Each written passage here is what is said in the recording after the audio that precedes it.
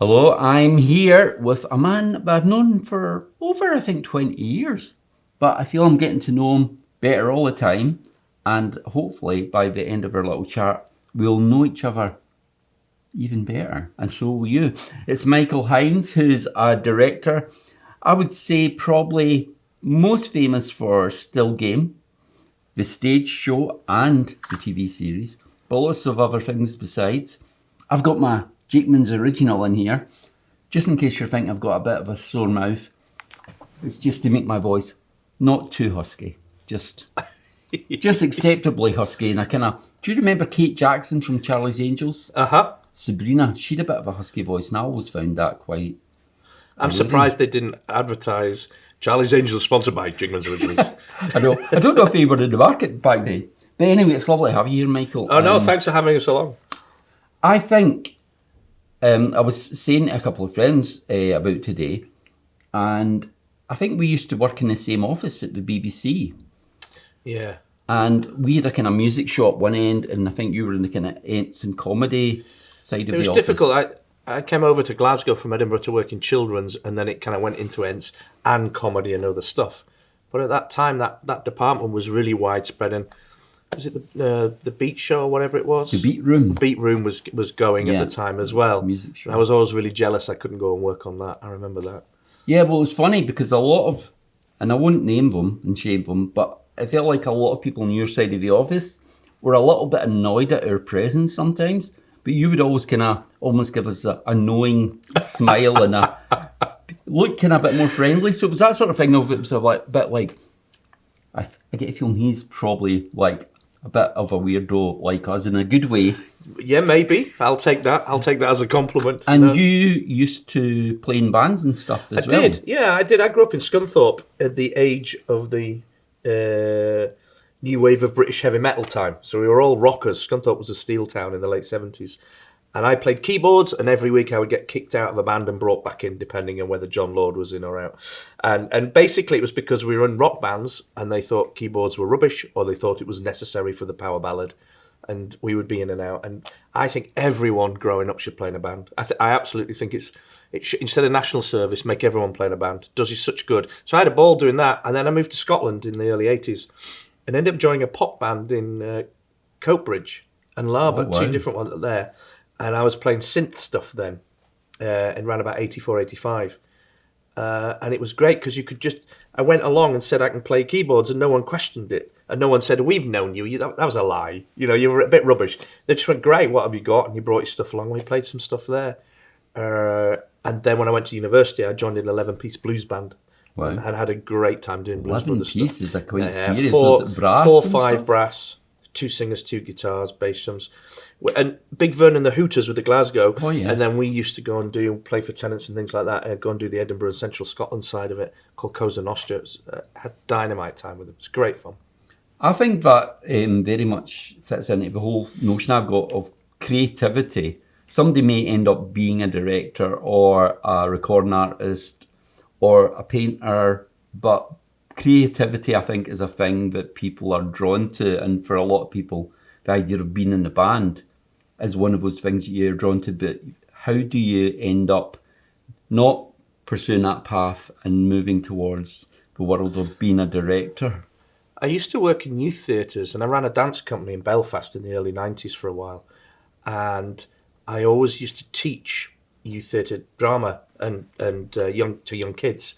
And BBC Education wanted someone to write and direct about bullying for kids going from primary to secondary schools. And my pal who worked for them said, that guy can get a good performance out of children, you should get him. And although I'd done film and media studies at Stirling Uni, I did not know one end of a camera from another. I never went to film school. But they said, you can learn that on the job. What you can't learn is that ability to communicate. And I think it's interesting when you talk about that creativity, because I absolutely think every single person in the world has the capability of being creative. It's the confidence inside you to risk failure and to be trusted to go and do something. And people are so concerned that they might be put down or someone might criticise or say, that's no good, that they're terrified to do it. Yeah. And I'm very much not a band leader. I'm not out the front. I'm not like you as a singer or things like that. I've always played keyboards or rhythm guitar, never lead. And it's the same with comedy directing. You're not the director is not the lead creative. It's usually the writers, particularly in Britain, the way the model works. So every creative thing I've done has always been collaborative. Yeah. But I've always had an innate belief that I've got away with it or that people like what I do. And it's all about self-esteem. And I think too many people don't get the chance to demonstrate their creative abilities because they're scared to be told that they're rubbish, when actually nothing's necessarily rubbish. Do you know what I mean? Yeah, totally. I mean, it's funny, I was looking at the very first review I ever got as a musician for... I saw that today on social media. It was hysterical. BMX Bandit's first single, and it says basically, well, worst single ever made. Uh-huh. And I think some people would be crushed by it, but I genuinely was walking about with a copy of Sounds under my arm and stopping people that I barely knew and went, look at the review, and they were going, well, it must be a good one. And but also you were in Sounds and you were being talked about. The worst thing about art is not being talked about and provoking no reaction. Yeah, I think if they had went, this is okay, it's bland, then you would have been gutted. Yeah, no, I totally agree with you. And I absolutely think with it comes to whether you want to paint or play. As kids, we all get to draw. And I come from a family who are very arty. My auntie and my grandfather on my Swedish side, they painted. Mm-hmm. Weren't necessarily brilliant, but they were good. My sister is a felt artist for a living, and she is brilliant at handicrafts and can paint and draw and all that kind of stuff. And I'm terrible with my hands. Got the perspective of a potato. It's just rubbish. And I would draw it in art, and I would just be like, that's rubbish. So I would go and just mess about on the piano and make noise or write. But in my family, it was encouraged. My mum was a weaver and did pottery and stuff. So you made stuff. And it just so happened I made stuff with my brain rather than my hands and thought stuff up. And that's necessarily my outlet. But I lived in a family that was okay to do. And I think not enough people are allowed to do it. Yeah, There always has to be a finished product. I think there's more of a culture growing now. Like I'll be out talking to young people, and you'll ask them things about, well, what are you into? What's your favourite film? What's your... And they're all like...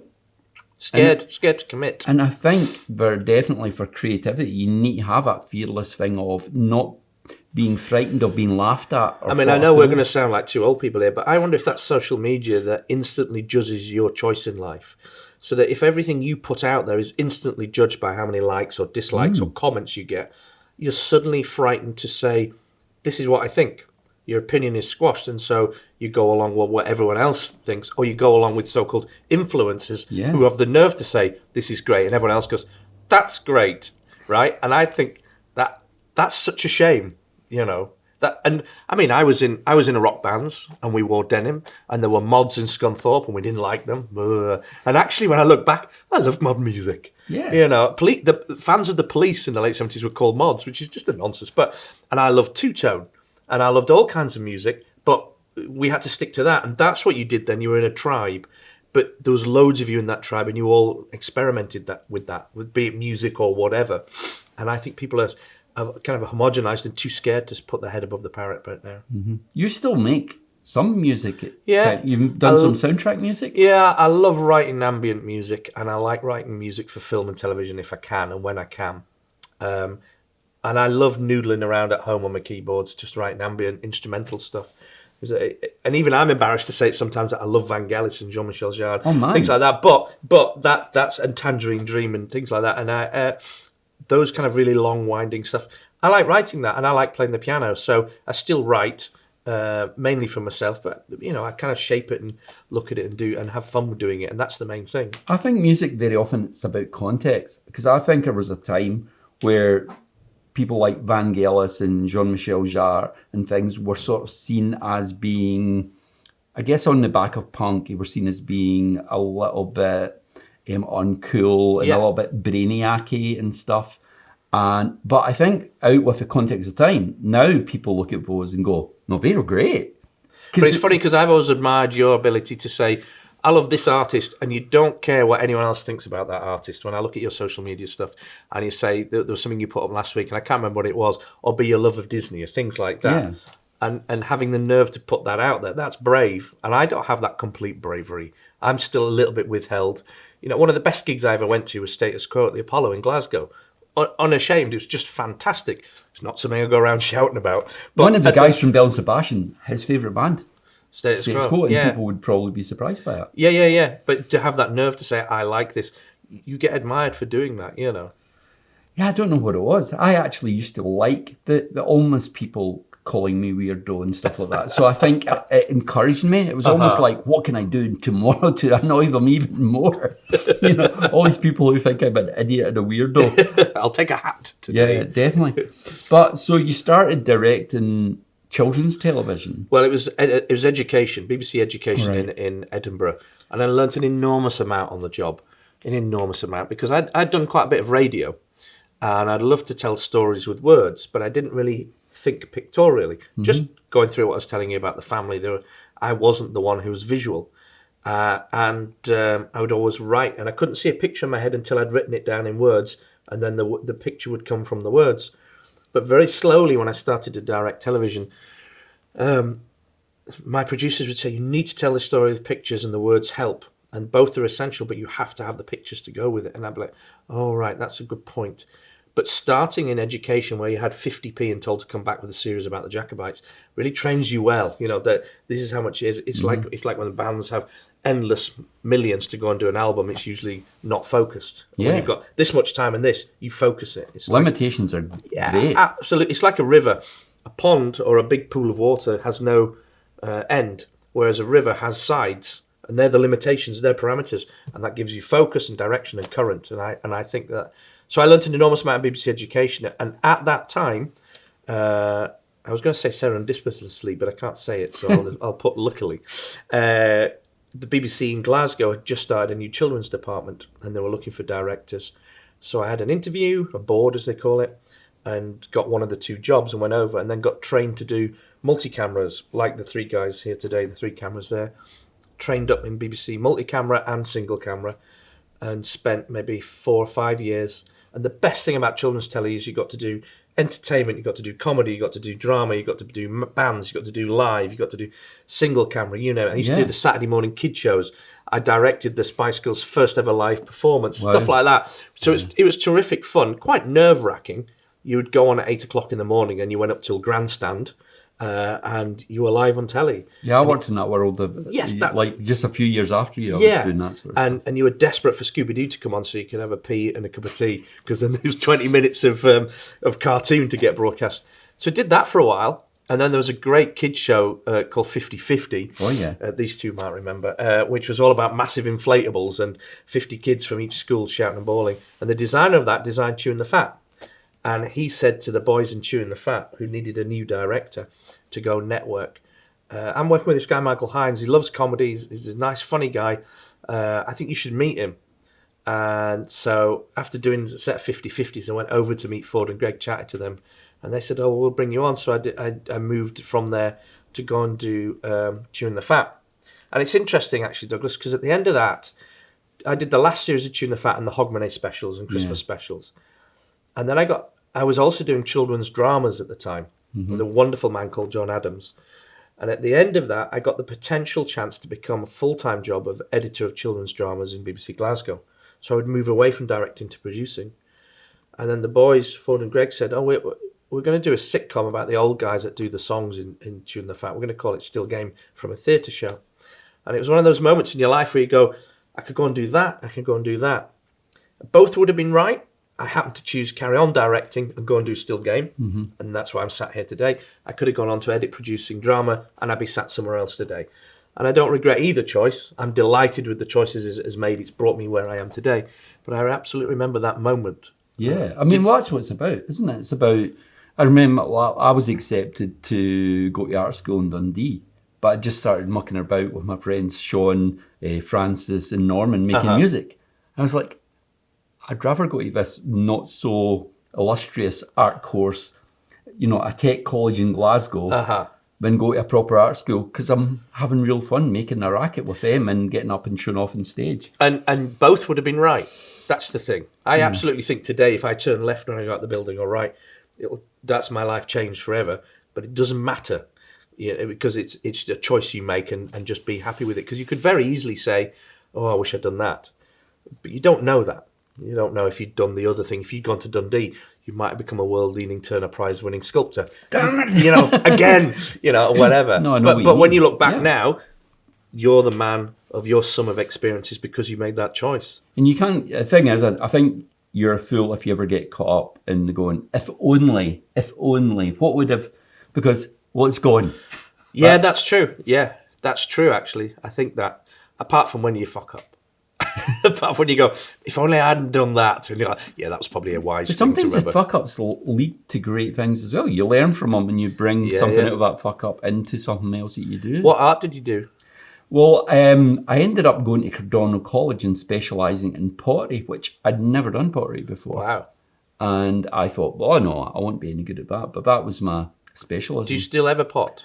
Do you know what? Is that what you call it? I'm away to pot. I've only been on a potter's wheel once since I left college. Wow. I was probably the things that I was fan of were more like painters. I was like a big fan of painters like Gauguin and Matisse and things like that. But I guess at college there was just something about it. Ghost hadn't happened, so it wasn't in any kind of sexy angle. But I was like, My mum did pottery, and I've still used one of her jugs as a lovely reminder of her. She died in '98, and they make everlasting stuff. You know, Yeah. whenever you go to a historical site, Pompeii, Egypt, or somewhere from thousands of years ago, it's the bloody pottery that's there. Nothing else. I don't have any stuff that I made, but my sister's still got a teapot and sugar bowl and stuff like that. And You know it's Marge always nice Hogarth? She's married to, she lives with Keith, the guy who does the Great British Pottery Throwdown. And he's a big brute of a guy, and he does beautiful, wonderful works in pottery. And I'm like, that's amazing. And actually, without being overly flattery, I find it fascinating because a lot of your work that I like is about delicacy. And it's about that such fragility of if you did too much, you'd break it. And pottery's just like that. And I wonder if that's part of your psyche, that it's that all or nothing. There's a crucial moment where it can go, it's a mug, or oh, bollocks. And it's the same with your songwriting, maybe. I don't know. Perhaps. Well, talking about the link and things that attract you, I think there's a link in some of the essential things that I like and I try to do in my own work to stuff in still game. And it's that combination of humour and pathos. Yeah. And I always, in so many things I'm drawn to, that's like essential elements, humour and pathos. Do you like together. melancholy? I think I do, but I always like there being an element of hope. And, Yeah. and when all That's hope's interesting. gone, it can But is turn me off. melancholy about all hope being gone? Well, I sometimes went I deep, guess. didn't I? I had a biscuit and we went all serious. That was No, good. I know exactly what you mean. Does it mean that? Probably not.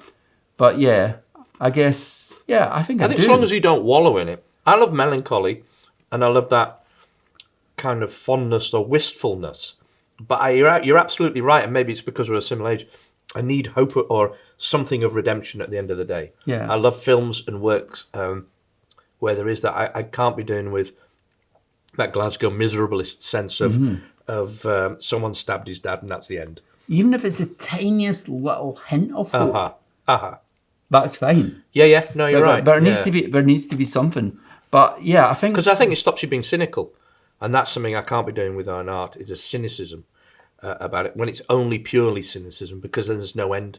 There's no intended thing in sight. It's just to mess up what it is. And I think that's a shame. So slightly backtracking to Yeah. you making the choice to go to still game. Obviously, I guess nobody really knew how that was going to go, and pretty early on, people were like, "Well, this is a success." But then, what was the point where you sort of realise it's more than just another successful Scottish? This is genuinely TV true show? for me, right? I go out and do my job, and in British comedy, you are not the main person in charge, as I said. So if you think about, I don't know, Peep Show or Catastrophe or Fleabag or you name any great comedies you watched over the last few years, or all of them, almost always the writer is the star in it. And Peter Kay had a long conversation with me about why he sacked his director and wanted to direct his own material, because he said the director got in the way. And I was like, you're using a drama director, you're not using a comedy director. We become the beta male, we're slightly below, and we facilitate, but put our own stamp on it. Now, my dad's family are from Birkenhead and the Liverpool area, and that's identical to Glasgow, and there is something about a working class brutality at the end of your days and the cold, and I like the fighting, Raging Against the Dying and the like kind of stuff without being too heavy about it. So I always said to the boys, we should film it, but I want it to be, you're quick-witted in your own environments, but outside, it's big wide shots, big brutalist, concrete stuff. And we talked about it, and we didn't get too serious about it. We just went and did it. And in the first series, you would phone up agents and were saying, I don't know if you ever watched Chewing the Fat, but remember the old guys who sing the songs? We're doing a sitcom about them. Does so-and-so want to be in it? The second series, you would phone up and say, did you watch that thing, Still Game, last year? Yeah. We wondered if so-and-so wanted to be. Third series, I was getting calls from agents, can so-and-so be in it? So Robbie Coltrane phoned up and said his son had said, Dad, why aren't you in Still Game? And I want you to come and do Still Game. And I think it was kind of round about series 3 or 4. You would go out and we would always have kids following you when you're filming. And actually, Chewing the Fat was a lovely thing that in Glasgow, they'd just come out and shout you a couple of wee fannies or whatever, but they wouldn't interrupt filming. Yeah. And everything else, as you well know, when you go out and film, people always delight you to cause trouble and interrupt. But with that, they were always kind of slightly respectful and wouldn't mind. And when it was Still Game, we kids coming out going, where's Jack, where's Victor? Not any quotes from it, not anything else about the programme itself, but where's the character names? And I remember someone telling me on a Friday night in a particular golf club in Glasgow, the whole bar would stop. They'd put on Still Game and they'd all watch it. All the members would watch it. And I thought, wow, I wish I had that biscuit now in Alien. And I thought, wow, that's amazing that we've made an impact where people do that. And you talked about the pathos. And Greg Hempel told me about the episode where his son comes over. Mm-hmm. And he said someone went up to him afterwards and said, that made me call my granddad. That made me phone up my granddad and get in touch with him. And I think, oh, we've actually had a social sort of nudge. Something's happened by what we've done. And at that point you go, oh, well, we've made an impact. But genuinely, because I didn't write it, and it would have been funny no matter who directed it, happened to be my funny, not so-and-so's.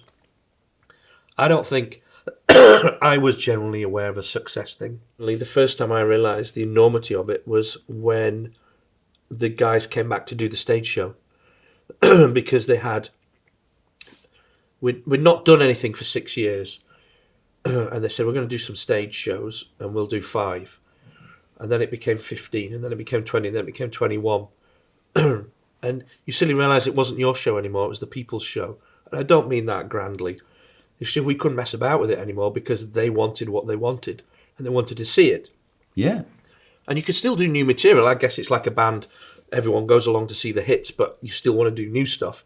But when we went, I remember walking around the back of one of the nights at the stage show, and there's a moment where Naveed in the first stage show, Isa has some mushroom soup and has a hallucination, and we wheeled Naveed out in a sparkly jacket on the Klansman bar, and I came out and looked, and 10,000 people's jaws just went, and I thought, we've done that, and I genuinely think, and I thought this when I worked in children's television, if someone's laughing, in those moments they're laughing, they're not thinking about being hungry, about being bullied, about having a shit time at home.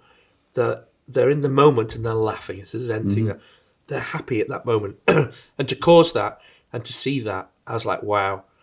So I never really believed it was a cultural icon, and I'm scared to believe that because I think it's a bit big-headed. But people tell me it is, and you look back and the figures, 75% share of people watching TV at New Year were watching Still Game, blah, blah, blah, blah. You go, wow, must have been, I guess. So it's the proudest thing I've ever done in my work, without a doubt.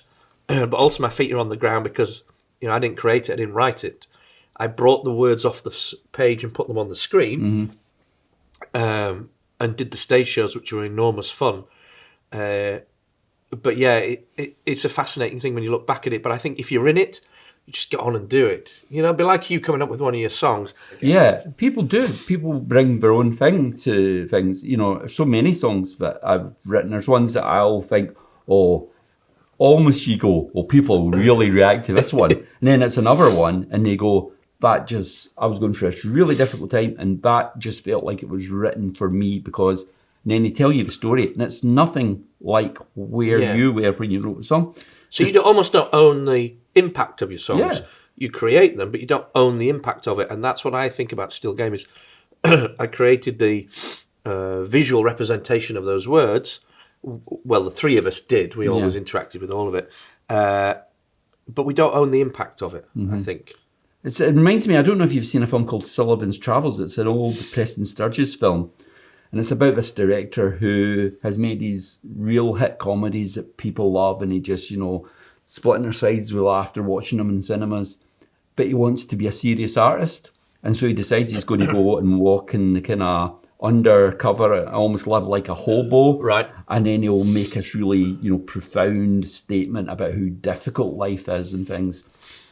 And during that journey, he finds himself in a black church in the deep south of America. And he's part of a chain gang. And the nearly all white chain gang are welcomed into this church. And it's a social gathering. And we're watching a movie. And it's a comedy of his. And they're all having such an amazing time. And these are all people who are incredibly poor with almost nothing. And then, of course, the light goes on, but he realises he's been given this amazing gift. Yeah. And the thing that he thought would be profound and meaningful art probably would maybe mean an awful lot to him and to his ego. But only because he'd been through the other stuff. Yeah. I know people who are desperate to do comedy, And I think when I look back, at school, I would run around and quote Not in the 9 o'clock news or Python or whatever. I remember one lovely thing, the episode where Ford has an out-of-body experience and goes up the stairs to heaven, and Victor appears and says, "Where you going? Get down," and turns around to his wife who's in heaven and says, "Back off, you spooky bitch." Kids in the playground were running around shouting, "Back off, you spooky bitch." And I thought, that's when we've arrived. And actually, most of us remember either hard-hitting documentaries or comedies with bite. With pathos or with satire, that's what we remember. We don't tend to remember the dramas of our youth so much, I don't think. When I look back and I remember Boys in the Black stuff, the hard-edged comedy, but still brutal comedy, but still brutal. And because it was from Liverpool and all that kind of stuff. I remember that, but I also remember quite clearly in my head lots and lots of comedies that I watched. And I love Dario Fo. Accident and Death of an Anarchist is a wonderful play, and I directed a version of it at university that the English National Theatre did after the Birmingham 6 came out, and it was about wrongful arrest and all that kind of stuff. And it's that comedy with bite that resonates with people, particularly in Britain, I think. Yeah. It really hits in Britain, and people go home and go, ouch. Which is why Have I Got News for You has ticked along for so long. It's lost its teeth a little bit, but it's that kind of thing, or Frankie Boyle at his best. It's a real bite that makes truth but makes you laugh at the same time about it. And I think in Britain we love that more than we love straight out polemic. And I think it's the same with the songs. If there's beauty but not whimsy, I think whimsy is a good thing. Some people think it's insubstantial, but I think it's a great thing. And I think in songs or music particularly moves me, I think music moves me most of all the arts. Occasionally painting, but mainly music moves me. And when you hear the delicacies I talk about, that delights me, that I'm moved by it, and that's not full on intended stuff. It's usually by accident. I mean, a beautiful moment, and it felt like it was a moment that almost had to always be in Still Game, was when the Bluebells are doing Young at Heart. It felt almost like they'd written that song all those years ago before that moment, before Still Game had existed. To be there. But also the guys were massive fans of the show, and it was a delight to ask them to come along, and they were totally up for it, but because they knew the show. And what's interesting is, we talk about those decisions we made. If we try to do that in the first series, they might have been too cool for school and go, we don't know, we want to hitch ourselves to this wagon yet. But actually they were delighted to be on it. And we had a ball. We were filming at 4:00 in the morning in the People's Palace in the Winter Garden, sadly trashed now. And it was freezing, but we're going to film the song anyway, but everyone was up dancing, and I just let them carry on. I just said, do the song. I need more than 20 seconds of it, but let's just have a moment of fun, 3 minutes of fun or whatever. And it was great fun to have them along. Yeah. That's a funny song, because that song's got a lot of what we were talking about, because it seems like just as great, and it is a great song to get up and dance to at a family gathering or whatever, a celebration. But it's an incredible point you saying that. And knowing those guys, knowing Bobby Bluebell, and I'm sure he'll accept this, speaking to him, you wouldn't necessarily expect a 20-something-year-old Bobby Bluebell would be able to create something with that kind of wisdom. Well, let me ask you this, because I've always wondered about this, right? I'm watching the Get Back series about the Beatles and suddenly realising, I'm still in Ep 1, 3 weeks now I'm in, and it's only in Ep 1 But still. they're long. Oh, jeez. And I've watched Paul McCartney's beard grow, but he seems to have taken over as leader of the band. It's interesting watching him. And some of the stuff he wrote, I love his stuff. Absolutely love it. And I love less his stuff when he gets older. And yet you would have thought with age would have come wisdom and poignancy and regret and thoughts looking backwards. But like you're saying about Bobby there, is it the same for you? Do you what happens? Do you lose that nerve to try something different, or what? What happens when you change? Elton John's early stuff is beautiful. I think sometimes maybe people get in a position that we're really comfortable. I sometimes there's think nothing to lose. The biggest blessing BMX Bandits ever had almost maybe was being not that successful. I mean, I think we're successful in the way I judge success. Yeah. But we never had the thing where we had people relying on us. Like, it was like, if the next album's not a hit, the catering guys might be out of a job, and the driver, and it was almost none so of there's no it pressure on you. Yeah. So I think maybe that happens, but I don't know. I think a lot of people definitely they are able to write songs. Like Jackson Browne was writing really profound stuff when he was like 17. But but does he? Did he in his later years? Did he write such profound stuff? And I don't know if he did. No, and that's what fascinates me. See, I'm not a creator. That's not true. I mean, I make up shit all the time, and I am creative. But I take other people's work and try and make it better. And I have a firm belief about this in film and television, that as a director, I should take a writer's work. Writers shouldn't necessarily direct always their own stuff, because all the questions have already been answered if you've written it. So I don't write. If you give me a blank page, I'll be like, oh, if you give me someone else's work, I can shape it and suggest and put it into something, and I can try and enhance it. So I don't write songs. So I'm fascinated by that process of with a blank page to something being there. Why in later years it's not as dynamite? I know. Well, I like to hope. I do. Certain people. Present company excluded, clearly. Well, certain people I do think. I'm sorry, I'm going to have a bit more of the biscuit, but I won't breathe in. I think some people get stronger and stronger, but I sometimes think too much big success. Almost, I don't know. It's like who gets stronger? Who do you think's got stronger the older they get? Apart from I don't know. I mean, it's funny now. But I think like Sparks are as interesting as they ever were. But again, they've always remained a kind of cult thing. Yes, they have had big success, but we've always had periods where it's dipped, and maybe it gives them and they've had things like promised to do a big movie with Tim Burgess, and then it falls through. So they've always had these disappointments rather than just having a thing of, well, Sparks are massive. They're a massive band that everybody loves. So I think maybe artists like that. Artists who have a level of success, but we're still having to reach. It's interesting you mentioned Sparks, because it reminds me of you guys in that I absolutely went at the end of Hole in Your Heart, the end section of there. I think that's pure Oasis. Oasis have hoovered that goodness up. That's what it sounds like to me. Well, they did tour with us back. But that's right. Yeah, but there's all kinds of bands that have taken those influences that they might not admit or acknowledge or even know from your stuff that I've listened to. And I'm not a connoisseur of all your work, but the stuff I've listened to, and it's the same with Sparks. They're always cited as an influence, but they're never out there. And I just think it's interesting. I wonder. It's the same with poetry. I don't know if it's with painting or not. I'm not sure.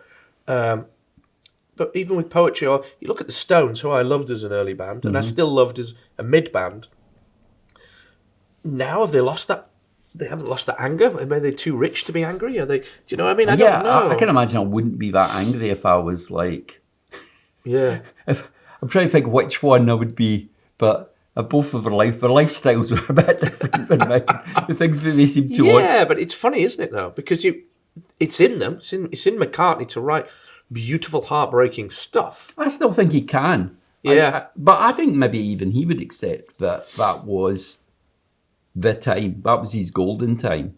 And he'll still do things that are exceptional. True, that I wonder whether or not that contentment is the killer of creativity. I sometimes wonder if it is, yeah. I thought someone else I think is better. And this is a bit of a segue, actually, but it's also true. I think Tim Burgess and the Charlatans, to me, him as a solo writer, he's made some of my favourite albums of the last few years. And as charlatans, and he is a guy who seems to have a non-stop hunger.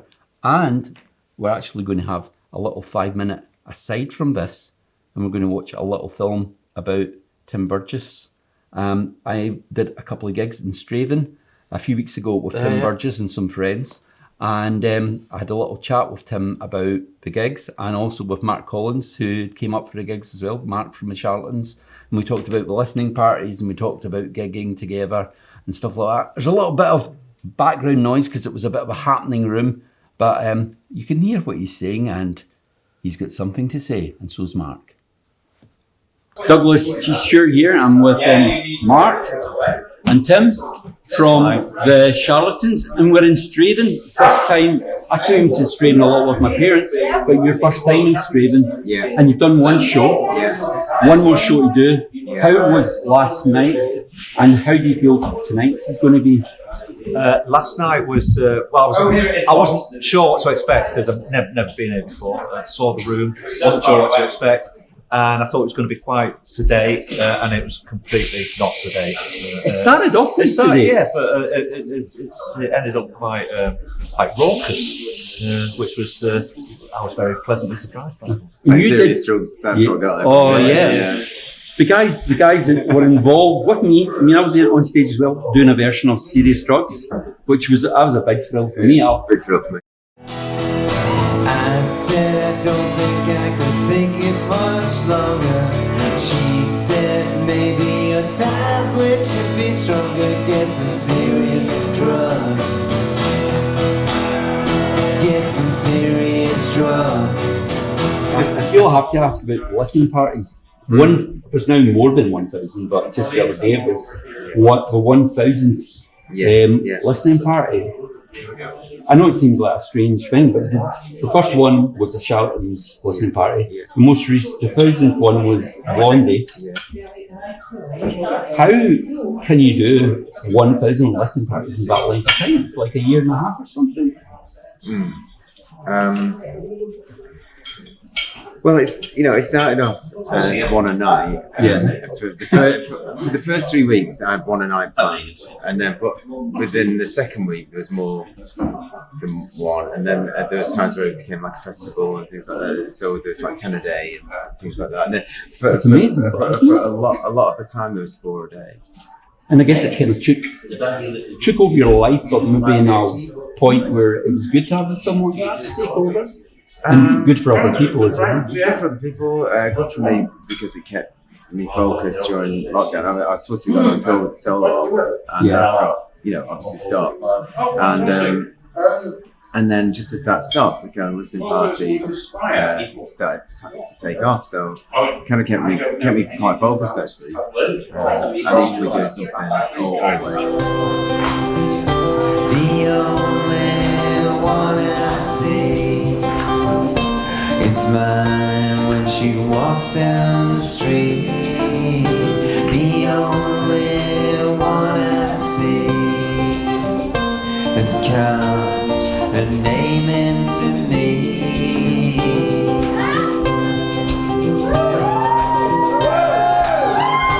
Now that was me talking to Mark and Tim from the Charlatans. Man, no offence, Mark. Tim Burgess, what a beautiful man. I mean, Mark, you're beautiful inside and out as well, but I think you know what I'm saying. Yeah, no, totally. Tim's had an easy paper around when you look at him, but he hasn't, but he has, you know. So you were saying that you were following some of the listening party stuff and things like that? So I know Matt from Brown Bear, and he had some of that stuff on, and I'd seen it on Twitter and things like that, and I think it's a lovely idea. It's incredible. He's done over 1,000 in about a year and a half. Yeah, I mean, and what a clever idea. Oh yeah, but they are amazing. They really, I know like Kevin Rowland and things hadn't been in touch with the guys from Early Dexys for years and years and years. And then suddenly he was back in touch with them and found that he loved these records that he thought he hated. It's funny that because I love Gino, right? Gino, it's in my limited musicality, when you break it down and think, what a brilliant song, right? For me, with the horns. And who wrote that? Did he bring it all together and create the environment in which that came out? Did he actually write those notes? Where did that groove come from? How did that come? Sometimes I'm fascinated by that when you've got different instruments and all those layers and all that kind of stuff, because the way it builds and then drops into that groove, and as soon as you hear it, I used to DJ, and as soon as you hear that, everyone's up on the floor, and then when it's up, boom, it's like, that's so clever. But did he do all that? And I'm always amazed at that. I think he's someone who knows the people that he thinks are going to bring the best to it, and they might come up with parts, but I think he has that overall, and always has had, that particular vision. So how does it work with you, with the band?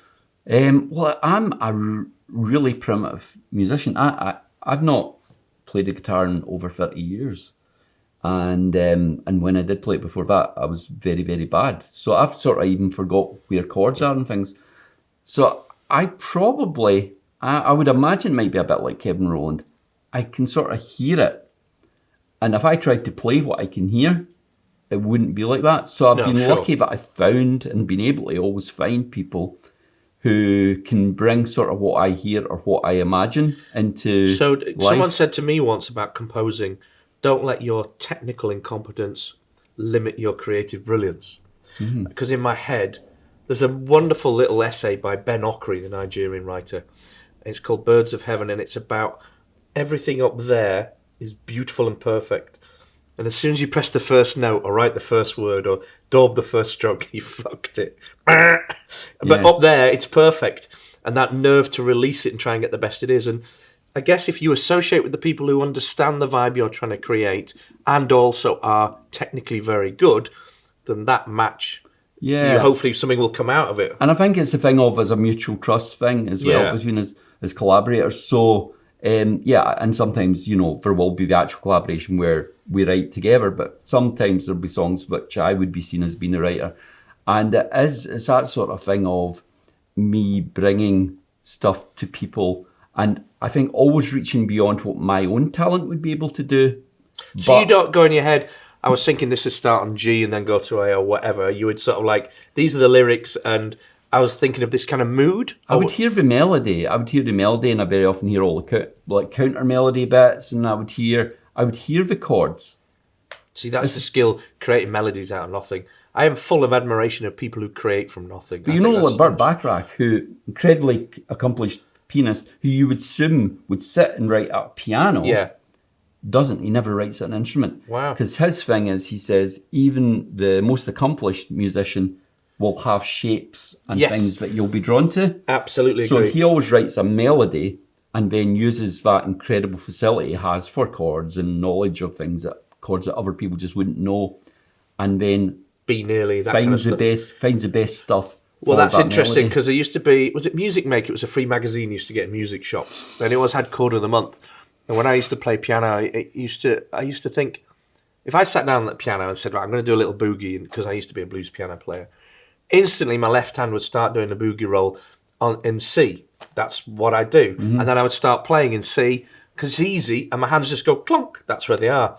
And actually to break out of that, it's like Brian Eno with his opaque ideas to pluck something out, to change it. And I remember reading Music Maker, whatever it was called, and whatever chord of the month was, I would go, right, well, I have to do something starting with that chord, because I would never do F sharp minor seventh or whatever, and to break you out. And this goes on to this thing about creativity is how do you get out of your creative rut? Because we're all hardwired. And interesting enough, as a guitar player, if I pick up a guitar, naturally you'll go to a chord.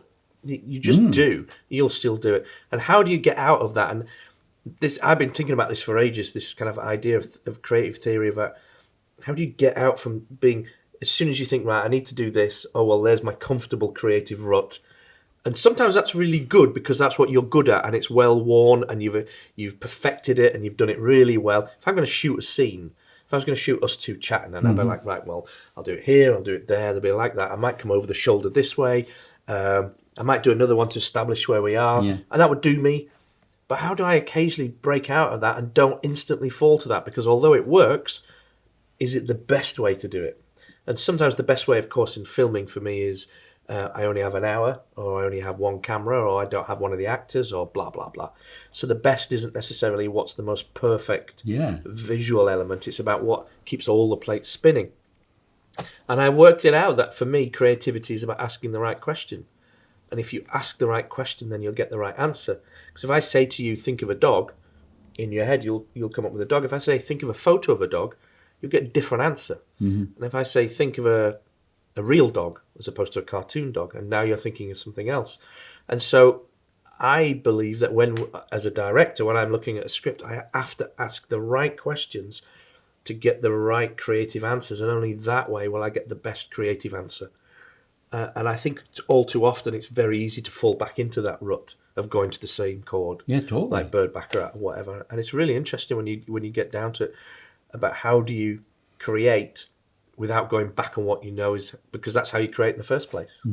Sometimes I'll be drawn to things that I definitely feel that I'm uncomfortable in. Slipknot. Yeah.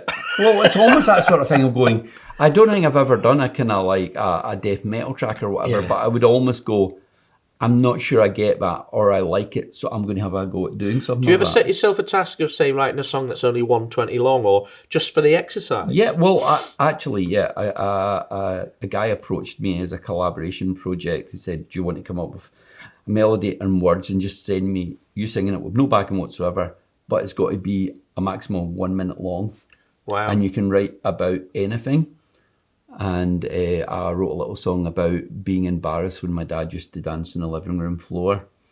Because my dad used to put on something like Love is in the Air, or If I Had Words, and put it on, and I Feel Love, Donna Summer, and can dance in the living room floor just himself, not trying to be funny or anything. And I used to feel kind of embarrassed. Were you in the room sat watching? Well, it wasn't like he was doing it for my No, but you'd be in the room. I'd be kind of sitting there kind of going, I wish this would end. And now I think to myself, why didn't I get up and dance with him? Yeah. I used to have this thing where if I passed a mirror, I'd smile at myself. And I thought, actually, that's ridiculous. But I thought, if no one else is there, it doesn't matter. Yeah.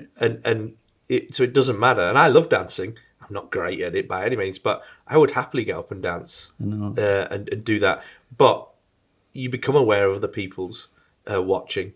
And it's actually their emotion that can affect your emotion. Their response will affect your emotion. And then I start questioning, how is their perception of the moment allowed to create my emotion? That's interesting. But then that's exactly my job. What's my perception of the emotion on the page? How do I create emotion for other people to react? Be it laughter or sadness. And the manipulation of people's feelings. Talking of going into new territory, you've just been working on your first feature-length film. Yeah, that's true, yeah. And a beautiful segue there, Douglas. I know, impressive, eh? I've got nose here. But Eat risotto. Man and Witch. Man and Witch, yeah. So that came out of COVID in a way. So Tammy Stronach, who was the child empress in The Neverending Story, and her husband, brilliant comedy actor Greg Steinbruder, had written this film, and they were trying to do it in New York, and then they wanted to bring it over to Scotland because they wanted the landscape and the castles and all that kind of stuff. And they couldn't find a director, and the location guy suggested, well, why don't you get Michael Hines? He's good at comedy. He works quickly. He'd be up for it, and he's here in Scotland.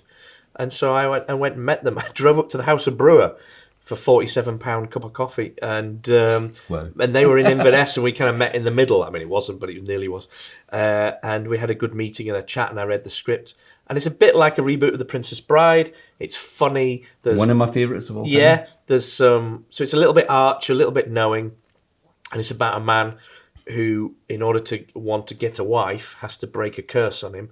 So this witch then sets him 3 tasks, but over that time, he kind of starts to fall for the witch. And it's funny because as Americans, they have that unique chutzpah where they'll just phone people up and say, "What you do? If you're not doing anything, do you want to do it?" And I would be far too embarrassed to do it. So they phoned Christopher Lloyd from Back to the Future and said, "Do you want to play this role in it?" And he went, "Yeah, sure." And they phoned up Sean Astin and said, "Do you want to play the voice of the narrator, which is a dog?" And he went, "Yeah, okay." And then they phoned up Jim Henson Puppets, said, "You do anything in lockdown? Do you want to do some puppets for us?" So we had this sheep and goose and dog puppets that were made by Jim Henson, just the most incredible, beautiful puppets ever. You're like, wow. And then some of my old pals from Saturday Morning Kids TV, who used to do the puppets, who are now doing Yoda on The Mandalorian and the new Star Wars movies, they're like, "Oh, we're up there. One of them lives up in Dundee. I'll come down." And so we got all this band together. So we shot it earlier this year. I've finished my edit. It's over in America getting the producer's cut. Interesting, very different to telly. Big learning curve. My heart lit up when you mentioned puppets, because some CG can look great, but I love real effects and puppets and stuff like that. There's a lot of magic in it, and I used to do a bit of magic, and I always thought that the best stuff was where it's either sleight of hand, but it's real. And so you can physically interact to it. You don't have to shoot green screen and then actors are kind of like imagining what happens. So everyone's got a different imagination of it. So there's one where a witch summons a stool across. And I worked out this way with a guy to make this stool just glide across the floor. It just looked great. And actually it was supposed to be a bit shonky. So it would kind of go... because that's what it was. Yeah. It wasn't supposed to be cool magic. They'll go, oh, wow, like that. And that's great to do. It's great fun to do. So, yeah, we had a ball doing it, and we shot over here. And sadly, because of COVID, I couldn't get to the States. So I did this unique thing of directing a day with Christopher Lloyd via Zoom. Wow. So at 4 p.m. my time, sat in my back room, 8 o'clock LA time, I'm still yawning at the memory of it, till 4 a.m., I was watching it, and basically a guy would have my face on a phone, and I said, let me speak to the cameraman, and he'd go up to the cameraman and say, there's Michael. And I go, hi, and we would chat about the shot, and they go, okay, who next? Take me around, and then I would talk to the actors, and on my computer screen I'd have the shot, and a kind of like a bird's eye camera, CCTV, and then whoever was talking to me. It was tough, but really interesting. Yeah, so that's fun. So I'm excited for that to come out. Do you think that's going to be 2022, or is it maybe going to be... Depends how much they want to do with the post-magic stuff. I think there's a lot of visual effects in it, and that's entirely up to them. It's their dream, and again, I'm there to facilitate it. And I enjoy that collaboration. I don't want to be someone who has to take all of it on you, because I find I'm best. I've discovered over the years, Douglas, that my initial response to anything is completely wrong. And once you realise that, it's very freeing. So I go, that's what I'm going to do. And I now realise that's the thing you shouldn't do. And so it stops me doing it, whether it's sending the angry email or going, yeah, let's do this, let's shoot that. I go now, right, well, that's going to be wrong. So why is that wrong? Okay, well, what should we do instead? And then I question it more and go, right, so this is what we should do. So we'll see. But I'll let you know as soon as I know. Lots of good people in it. Yeah. So we had... Dan Portman, who's in Game of Thrones, who's a Glasgow guy playing a fantastically very funny, channeling Toast of London, Captain of the Guard. Stuart Bowman, who I love dearly, is the king, and then Giovanni from Strictly. Oh, I'm a Strictly fan. Yeah, I love it. Bill Bailey from Strictly. And Bill Bailey. So Bill Bailey plays a donkey. Eddie Izzard plays a sheep. Sean Astin plays that, and then Jennifer Saunders is playing the goose. So I haven't worked with those guys yet because we haven't done that. But Giovanni came up to be the dance master and do some of the dancing, because it's about the Tammy Stronach is a brilliant choreographer, and they decided to have one of the tasks was to learn this really difficult dance, so we had a dance master in it, and Giovanni came up, and it was his first acting screen role, so he was kind of nervous. And out of all the people I've ever worked with, he was probably one of the most famous. Everyone rubbernecking. Where's the guy from Strictly over there? He was a charming fella. It was great fun. So yeah, we had good fun doing it. But I'm looking forward to working with Bill and Jennifer Sean and doing all that kind of stuff. Yeah. You ran a dance company. Yeah. Way back in time. Years ago, yeah. So were you someone I'm who not a danced? choreographer. No. Actually, no. It was the case that I'd done all this work. And in fact, it was very trusting in the days before kind of disclosure and all this kind of stuff. Because I'd done so much youth theatre, there was a modern choreographer called Royston Muldoon, which is just a wonderful name, who used to take massive groups of kids and do a big dance thing. And this was to Carmina Burana and Stravinsky's Rite of Spring. And I wasn't a modern dance fan at all. Now I love it, but I was put through the mill to, you will enjoy this. It's quite difficult to get into. And it was kids from both sides of the political divide in the early 90s in Belfast. Wow. So kind of tough. And they needed a pastoral kind of company manager who would overlook the whole thing. And all the kids would shack up in a college, in Stramless College. And I was given 4 kind of guardians who would look after the kids. And we would take them from after rehearsal to the next morning, keep them alive, watered, fed. And then also any dramatic input I would direct and do that. So I was the company manager of it. It wasn't my dance company, but I would run it for them. And I did it for 2 or 3 years and had a ball doing it. It was great fun and learnt a lot about modern dance, which I can't do. I'm not a dancer. Luckily I've got rhythm, so I can keep a rhythm, But that's because I've been playing in bands, you know. Yeah. I mean, I love to watch people dance. It brings me great pleasure. And as I say, Who do you want to win? I don't know. I sort of think there's something about Rose and Giovanni as a story. I think it would be. I mean, I'm a crier. Yes, me too. I weep at the drop of a hat. It's pathetic. Yeah, but I love AJ, and I loved her from the very first time I seen her on TV. There's just something about her warmth that I always really got in. She's really, from a non-dancer, and her slight nerves to where she comes now. Some of the way she dances. But then also John and Johannes would be worthy of any of them, actually, for once. I actually would be happy for any of them to win. Because quite often you watch it, and there's someone who's been to dance school, and actually is a really good dancer. And you're like, that's not fair. That's not fair at all. You know? But yeah, if any of them won, I would be happy. And I actually get the feeling... well, hopefully one of them will. Yeah, but I think I almost get the feeling, I could be wrong, that they would all sort of be okay if it wasn't them.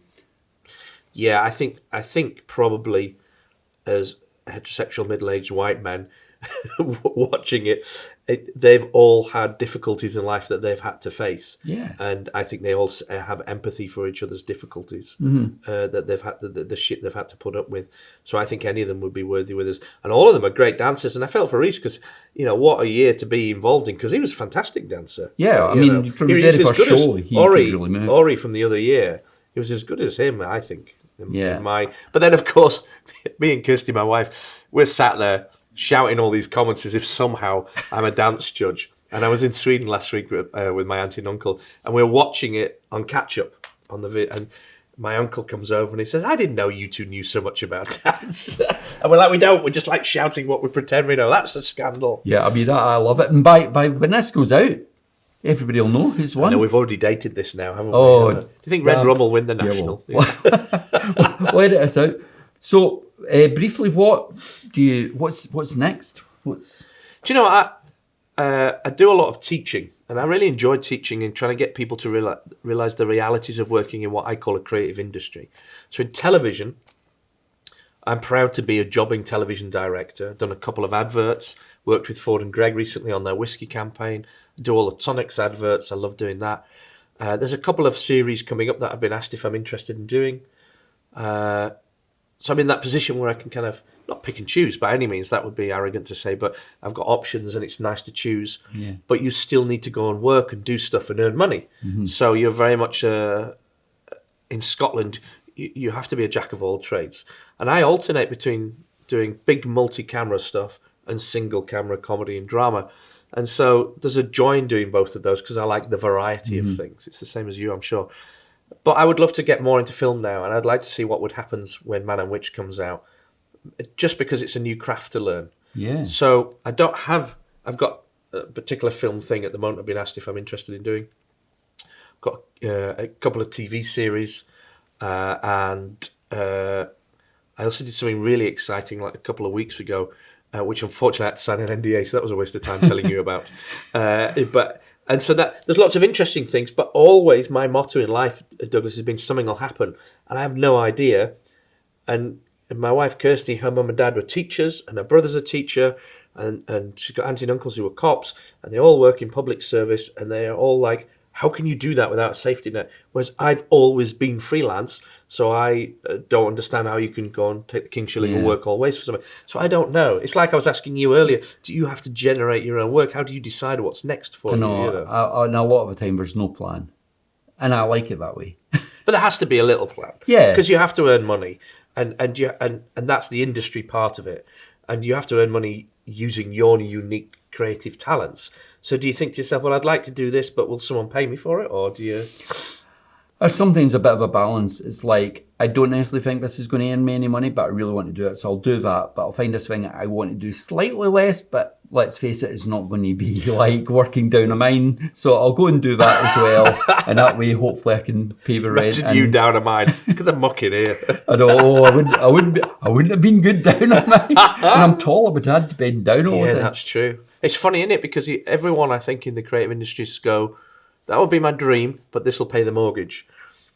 And someone once did in a TED talk, they said, don't say you're going to do your dream. What you actually end up doing is what you're good at, but you end up doing something and then you become good at it because you do it regularly. And that's it. So make that your dream. Very few people do what their dream job is. Because for me, it would be an astronaut who lives in a hot bath eating twiglets. And there aren't that many jobs around. And all the water be floating about. Yeah, exactly. The twiglets would be like that. Don't know why astronauts move really slowly. What a crazy dream. Well, I love twiglets. I love baths. We were talking about space. But yeah, you're right. It'd be great. But that's not going to happen. But I can eat twiglets and have a bath. I think maybe we should stop it just about here. But after the camera stops rolling, maybe I could hear a little bit more about that dream.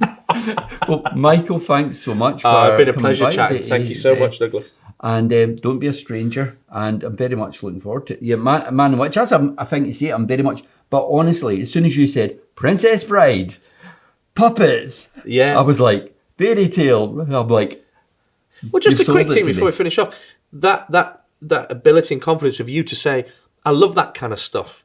That's ace. And that's what more people need to do when they want to be either creative or in terms of their opinions. I made sure when I directed this film that none of the performances were remotely cynical and that there was sentimentality at the heart of it and warmth. Not sort of over the top kind of shtick, but actual genuine warmth. And we're too frightened of that sometimes. And I think particularly in the days we live in now, that's a great thing to do. And to be bold enough to say, I want that. Put your heart out there and be proud of that, you know. Yeah, I think I love things with a lot of heart. And I see it through a lot of things that you've done, and I know it's going to be there in all the future things as well. So thank you again, Thanks Michael. for the biscuits. My pleasure, although I didn't buy them. Farewell for now. Have a merry little Christmas.